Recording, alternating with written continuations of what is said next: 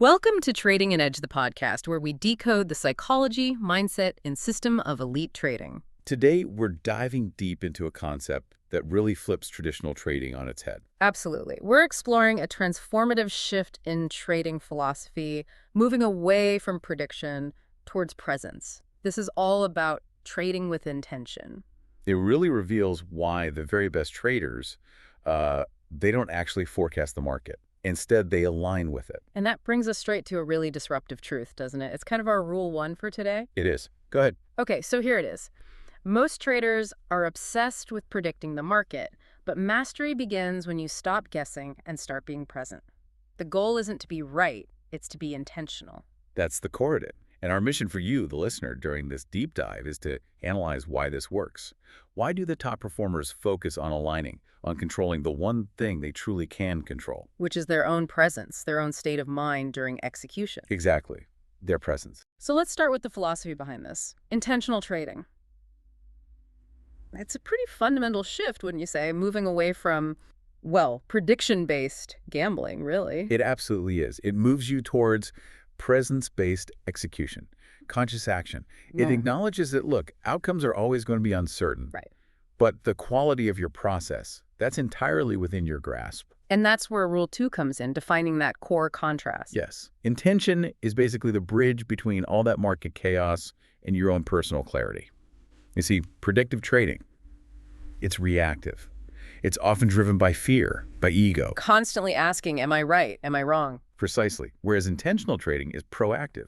It's guided by awareness, by discipline. It's about releasing that huge psychological burden of needing to be right all the time. That's a big one. So the focus shifts entirely. It's not what will the market do anymore. Yeah. It becomes how will I respond intentionally to whatever the market does. See the difference? Huge difference. Every trade stops being this high-stakes guess. And instead, it's an expression of your discipline, your presence in that moment.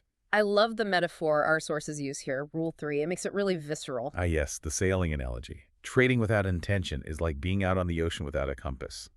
Every gust of wind feels like destiny, You're just reacting. Completely at the mercy of the elements. But when you trade with intention, you're focused internally on your rudder, your sails, your course. Every decision is a conscious stroke towards mastery.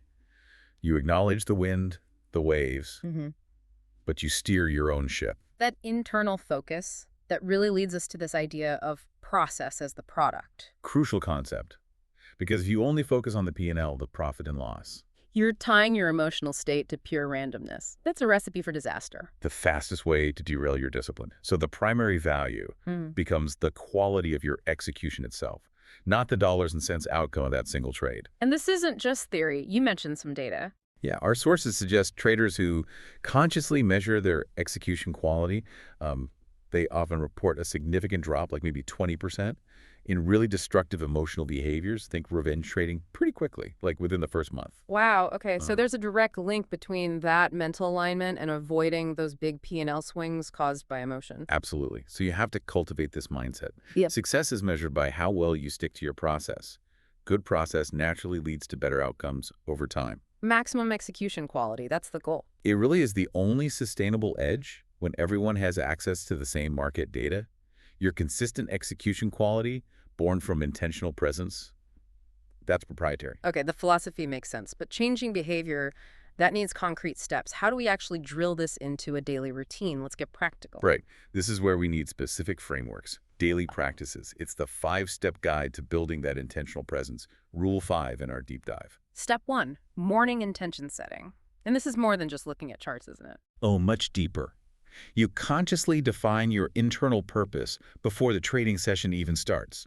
What's your commitment to your own behavior today? So you'd actually write down something specific. Yes, absolutely. Something tangible. Like today, I intend to execute my plan with precision, waiting patiently. Or maybe my intention is to remain emotionally neutral during volatility, sticking to my exits. And the practical tip, write it down, stick it where you can see it, a visual anchor. Crucial. Before the market noise even begins. Awesome. Step 2, the 3-pause protocol. Micro pauses at key moments. Exactly. To stop reactive clicking. First pause. Before you even think about entering a trade. Yeah. Stop. Check. Does this align perfectly with my written plan right now? Second pause. Before exiting. Especially when things are moving fast. Take a beat. Is this exit logical based on my rules, or is it panic or greed? And the third pause. This one's interesting. After the trade. Yes, after every trade, win or lose, pause. Acknowledge the execution quality, good or bad. Reset your mental state. Clear the decks emotionally for the next setup. It's like an enforced mental reboot. Okay, I can almost hear some traders thinking, pause. In a fast market, that pause could cost me. Yeah. How do you reconcile alignment with speed? Look, speed without alignment isn't trading, it's gambling. If the market is moving so fast that you can't implement a brief conscious pause, then maybe that environment or that specific trade falls outside the boundaries of your intentional process for that moment. So the pause is non-negotiable for maintaining clarity over compulsion. It has to be. Otherwise, you're just reacting again. Got it. Alignment over speed. Step 3. Breathe before action. Simple, powerful. Use your breath as an anchor. Before any execution entry, exit, moving a stop, take one conscious breath. Inhale, exhale. Just one breath. Often, that's enough to break an emotional spiral. If you feel agitated, distracted, starting to chase, stop, breathe. Reconnect with your intention before you act. It's an instant reset button. The ultimate immediate alignment tool. Okay, step 4. Intentional trade journaling. Going beyond just the numbers? Far beyond. You must document why you acted, what was the reasoning, and critically, how present were you? Our sources emphasize rating your level of presence and intentionality. On a scale like 1 to 10. Exactly. For each trade, rate your presence 1 to 10. Why is that rating so vital? Because it turns your journal from just a logbook into a diagnostic tool for your mind. That presence score is your objective data point on emotional flippage. If you rate yourself a 3 out of 10. Then the journal needs to explain why. Which rule was broken? What was the trigger? Precisely. And you also note moments where you lost that intentionality, and crucially, what maybe brought you back. It lets you track and improve your psychological performance, not just market P&L. So the journal becomes a mindset performance review, taking your psychology as seriously as your strategy. That's the core idea. Which leads us straight into step 5. Measure process, not profit. We keep coming back to this. Success equals alignment, not the outcome of any single trade. That's the metric. If you followed your plan perfectly, entry, stop, target management, based strictly on your rules, that trade was a success, period, even if it resulted in a financial loss. That framework provides the daily structure. Now, let's apply this intentionality to where it gets really tough. Handling trading challenges. Uncertainty, risk, losses. Right. Let's start with uncertainty and risk. With intention, you meet market uncertainty, which is a given, with a certainty of your own presence and plan, choppy markets, volatile periods. Instead of panicking or overtrading, You use them as opportunities. Opportunities to practice intentional patience, intentional stillness. Stick to your plan. and this flows directly into intentional risk management. Risk isn't just a setting in your platform. No, risk decisions must flow from conscious choice, not default settings, not hope. Before every single trade, you consciously choose your position size. And here's the key. It's not just based on the chart. No, it's based on the chart and your current mental state. Did your morning intention setting reveal you're tired or maybe a bit off?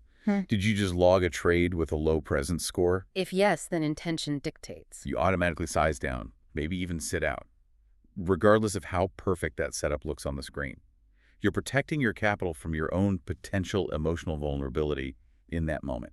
Building guardrails based on psychological feedback, not just technical signals. Exactly. And you need to intentionally review and reaffirm your overall risk tolerance regularly, especially when you feel fatigued or stressed. Okay, let's talk about the aftermath. Losses and wins. How does intention change how we handle losses beyond just saying it's tuition? It demands more active learning. You approach a loss with the specific intention to learn from the behavioral aspect. Forget the P&L for a second. Focus on the execution. Yes. Was your presence score low? Did you break a rule? If your presence was, say, below a 5, that's objective evidence of compulsion. Your process might then mandate an immediate, forced cool-down, stop trading for the day. So you're extracting maximum learning value from the behavior, not just trying to ignore the sting of the loss. It turns the loss from a punishment into valuable data. But now, let's flip it. Winning streaks.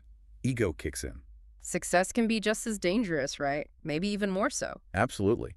Success can pull you out of presence just as easily as failure. The ego starts whispering, "You're a genius. Those rules are holding you back." Suddenly, discipline feels restrictive. So you must set a specific intention during winning streaks. Stay humble. Stay relentlessly process-focused. Actively remind yourself the profit came from the process, from the discipline. Not from some newfound magic touch. Exactly. It really comes back to Rule 4. You cannot control market outcomes. That's randomness. But you absolutely can control the quality of your presence. The market's chaos tests one thing above all. Not your strategy. Not primarily. It tests your ability to act from clarity, from alignment, Yeah. instead of acting from emotional compulsion. That's the real test. That's incredibly powerful. So the shift we've explored is clear. Intention over prediction.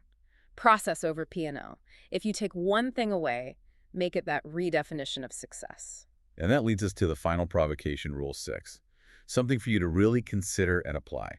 The trader who acts with intention wins twice, once in discipline and once in peace. That's a profound return on investment, psychological stability, alongside the financial potential. That's the essence of the intentional trading edge. A fantastic deep dive, really optimizing that internal game, making presence the ultimate edge. Thanks for walking us through this critical shift. My pleasure. It's fundamental. Trading an edge where psychology meets profitability.